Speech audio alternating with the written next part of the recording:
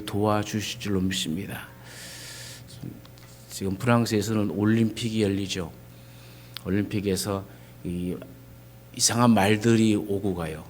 세계 모든 선수들이 모여서 이 4년마다 한국의 이 목에다가 금메달을 걸어주는 대회. 그 대회가 무슨 대회일까요? 다 안 해요. 그런 말을 듣고 좀 웃었어요. 실질적으로 우리 남자 혼합복식, 여자 혼합복식에서 금메달을 땄고, 또 남녀 혼합복식에서 금메달을 땄고, 어저께는 또 여자 단식에서 금메달 땄어요. 이제 남자 단식에서만 금메달 땄다면 금메달 다 한국이 싹쓸이 해갖고 오는 거예요. 그러니까 세상 사람들이 한국을 바라볼 때는 이게 골치 아픈 존재예요. 아무리 노력해도 양궁에서는 금메달 따기가 정말 힘들거든요. 그러니까는 20년 훨씬 전부터 한국에 불리하게 계속적으로 양궁의 규칙을 바꿨어요. 그런데도 여전히 금메달을 따요. 이것을 뭐라고 하냐면 세상이 감당치 못할 자들이다 라고 하는 거죠. 근데 왜 우리나라 사람에게 화를 잘 쏠까요? 거기에 또 하나의 해석이 나왔죠. 하나님이 보호하사. 이 하나님이 보호하사. 우리나라의 애국가에 있죠. 잘 모르시는 모양이네. 하나님이 보호하사. 이 보호라는 말이 영어로는 활이란 말이에요. 하사는 내렸다.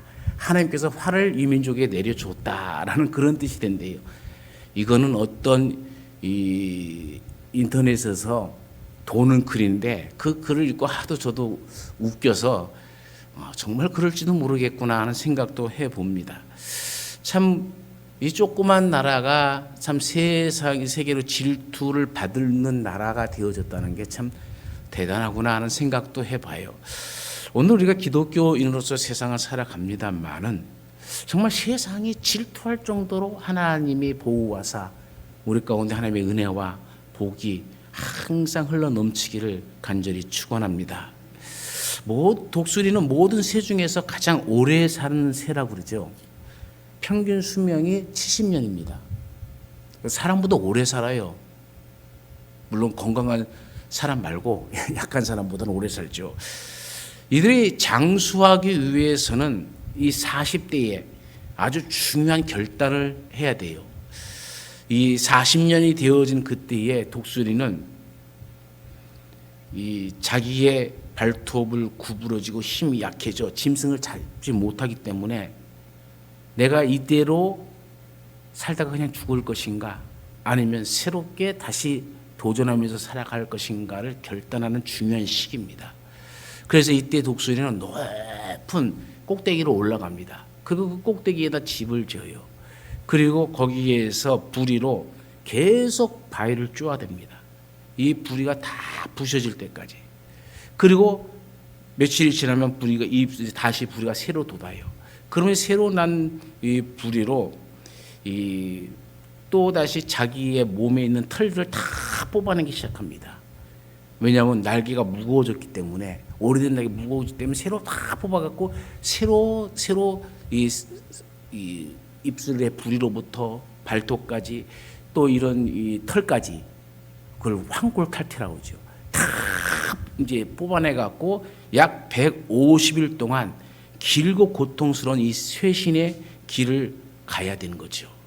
이 쇄신의 과정은 독수리라면 또 오래 살고 싶으면 겪어야 하는 일종의 하나의 과정 같은 것입니다. 이제는 이렇게 쇄신돼 갖고 30년을 더 살아서 수명이 70년이다 이렇게 얘기를 합니다. 그런데 사람도 어느 날 이런 단계가 옵니다. 이 과정을 잘 보낸 사람은, 황골탈퇴한 사람은, 새롭게 태어난 사람은 늘 하나님 안에서 승리자가 될 수 있지만은 이 과정에 쓰러지고 넘어지고 그냥 이게 편하다 하는 사람들은 그냥 거기에 머물러서 죽을 수밖에 없는 존재, 다른 말로는 낙오자가 되어져 버립니다. 우리 인생의 가장 큰 전환점, 새롭게 태어난 전환점은 예수 그리스도 안에서 예수 그리스도를 만나는 그 시점이죠. 우리가 예수님을 만나서 중생함을 잊고 새롭게 태어난다면, 우리의 생각부터 우리의 삶의 모든 방향까지 새로움을 얻게 되어진다면, 그때부터는 독수리가 제 후기를 살아가듯이 우리 인생의 후기가 언제나 생동감이 넘치고 항상 새로운 것으로 역동하는 그런 놀라운 삶을 살게 될 줄로 믿습니다.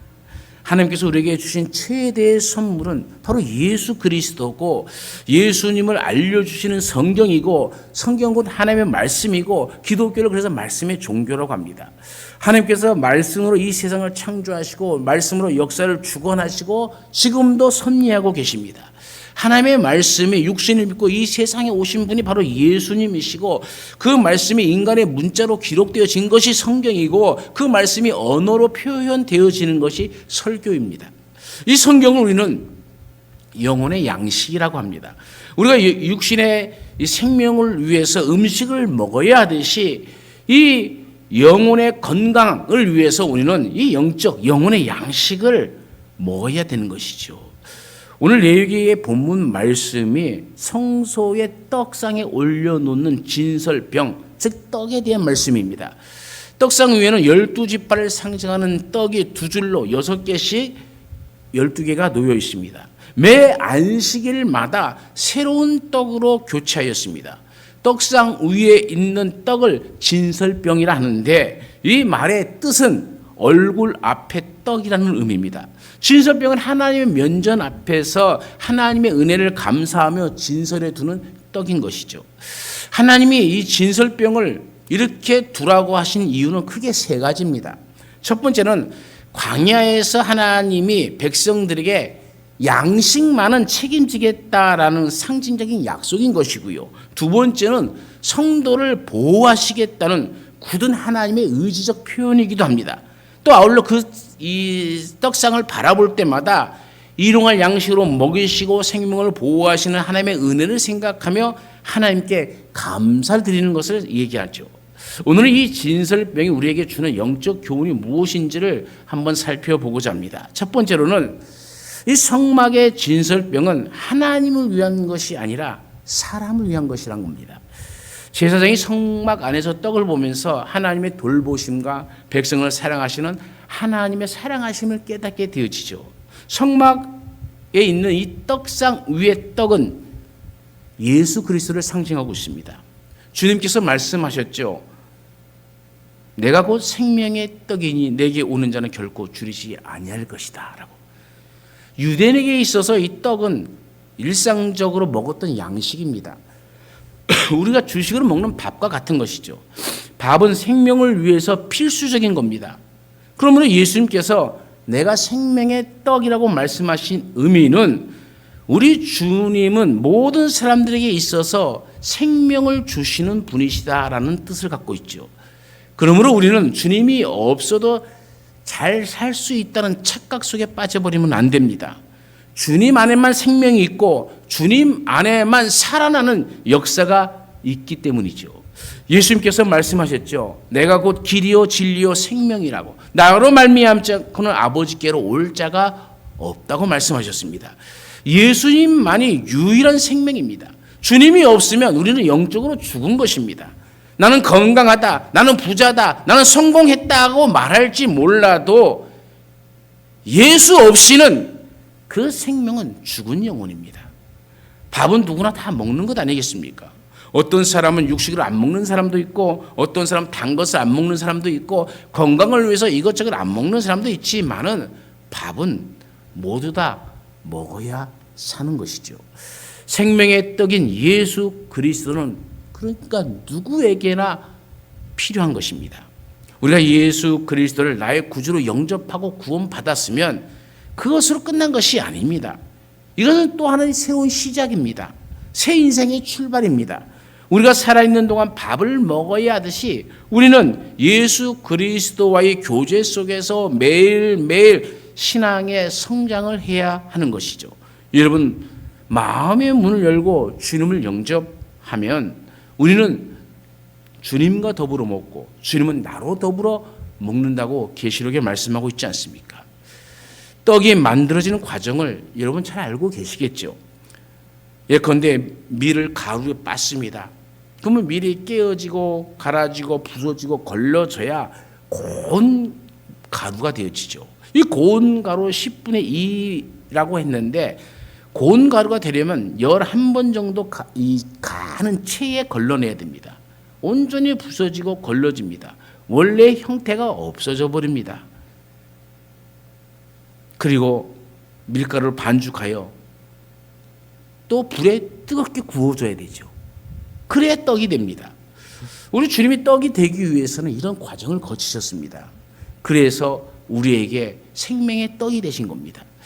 우리도 예수님처럼 갈아지고 깨어지고 부서지고 걸러져서 주님처럼 교회 위에 그리고 이 땅 위에 생명의 떡, 아니 생명을 전하는 떡이 되시기를 간절히 축원합니다. 두 번째로 상 위의 떡은 제사의 의미가 있는 것이 아니라 하나님이 주신 은혜에 감사하며 드리는 헌신의 그 의미가 있습니다. 고운 가루를 취해서 떡 12개를 구워서 드리라라고 말씀합니다. 밀가루는 이스라엘 백성들에 의해서 어떻게 보면은 그 모든 삶을 통해서 얻어진 땀의 결정체죠. 이것을 하나님께 바친다는 것은 이스라엘 백성이 온전한 헌신을 뜻합니다. 고운 가루는 희생적 헌신을 뜻하죠.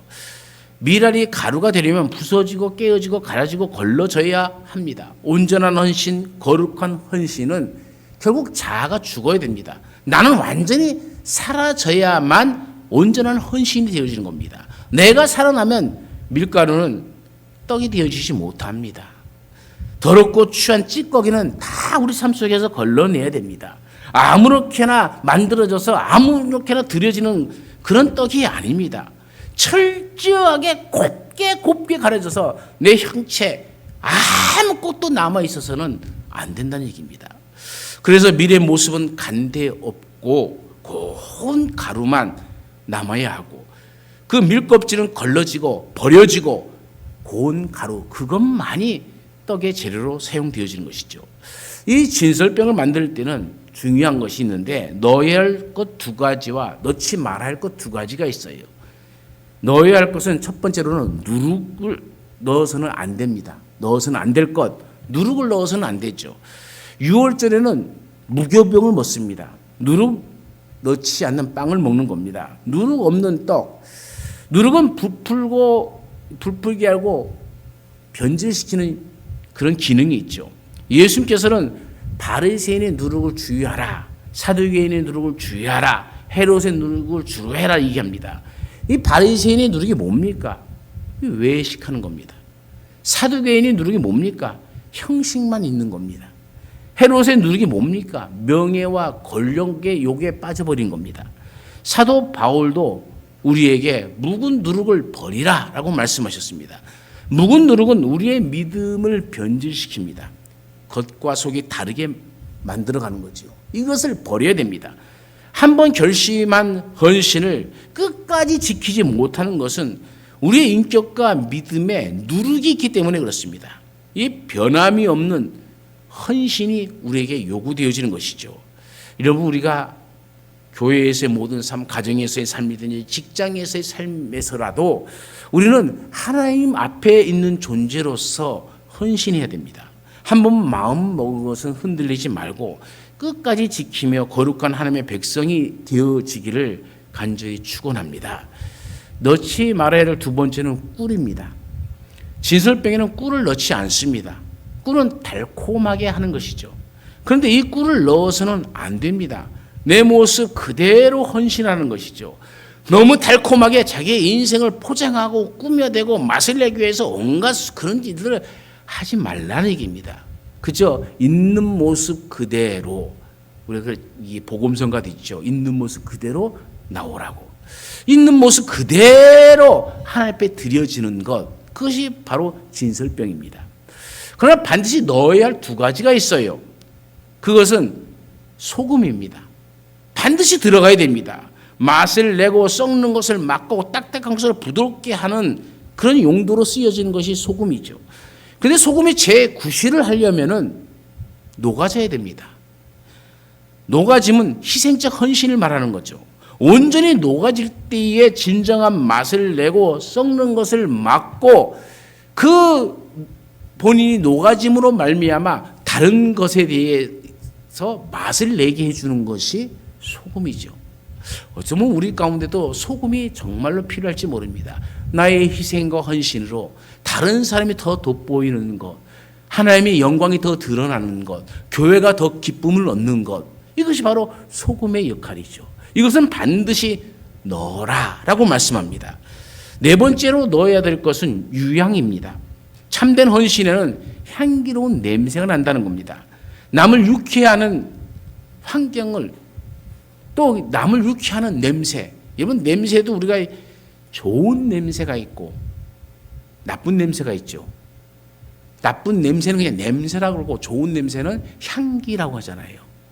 그렇지 않습니까? 동남아 여행을 가면은 무슨 향이 가득해요. 왜 이렇게 향이 많은지 음식점에 가도 향 나고 호텔에 가서 밑에 가서도 향이 나고, 야, 이 사람들은 도대체 향이 아니면 쓸 데가 없나? 왜 향을 많이 하냐고 물어봤더니 각각 집집마다도 향을 켜요. 왜 이렇게 향을 많이 킵니까? 그랬더니 더운 지방에는 냄새가 많이 나기 때문에 그 더러운 냄새를 안 맡게 하기 위해서는 향이 필요하고, 특별히 향은 모기들이 다가오지 못하게 만든대요. 그래서 집집마다 어디 가서든지 향이 나는 거야. 그것이 뭐 어디든지 하니까는 동네 걸어다니도 향이 나요. 그리고 집을 방문해도 그 집에 여전히 향이 피어 있어요. 아, 그렇구나라는 것을 깨달았어요. 여러분, 그런데 이 유향은 대단히 향기로운 향입니다. 고린도후서 2장 14절에는 항상 우리를 그리스도 안에서 이기게 하시고 우리로 말미암아 각 처에서 그리스도를 아는 냄새를 나타내시는 하나님께 감사하노라 합니다. 하나님은 우리를 통해서 그리스도를 아는 냄새를 풍기게 하신다. 향기를 풍기게 하신다는 거예요. 여러분, 오늘 우리에게 그리스도의 향기가 나타나는가? 우리는 모든 사람 앞에서 그리스도의 향기라고 바울은 이야기하고 있죠. 어떤 사람은 생명에 이르는 냄새라고 말을 합니다. 사람마다 냄새가 있어요. 수많은 종류의 냄새가 있습니다.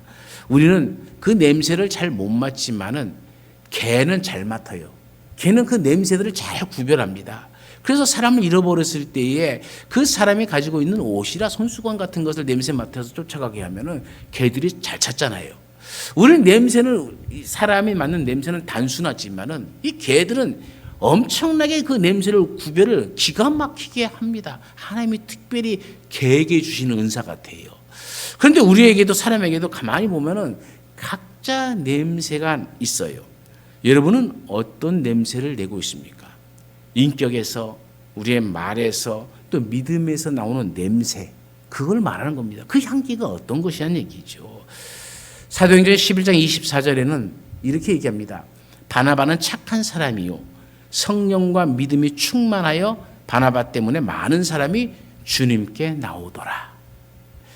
사랑하는 여러분, 오늘 우리의 헌신이 유황처럼 그리스도의 향기가 되어서 교회와 또 여러분의 가정과 우리 이웃들에게 거룩한 향기로 품어진다면, 말씀처럼 바나바 때문에 많은 사람이 주께로 나온 것처럼 오늘 여러분의 향기 때문에 많은 사람들이 주께로 나오기를 간절히 축원합니다.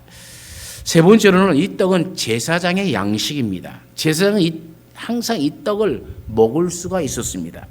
9절 말씀에 보면 이 떡은 아론과 그 자손에게 돌리고 그들은 거룩한 곳에서 먹을지라 라고 말씀하죠. 제사장의 양식이 되어집니다. 제사장은 언제든지 이 떡을 먹을 수가 있습니다. 마찬가지로 우리 모두는 예수 그리스도로 말미암아 신령한 제사장이 되었습니다. 예수 그리스도를 통해서 하나님과 더불어 교제할 수 있고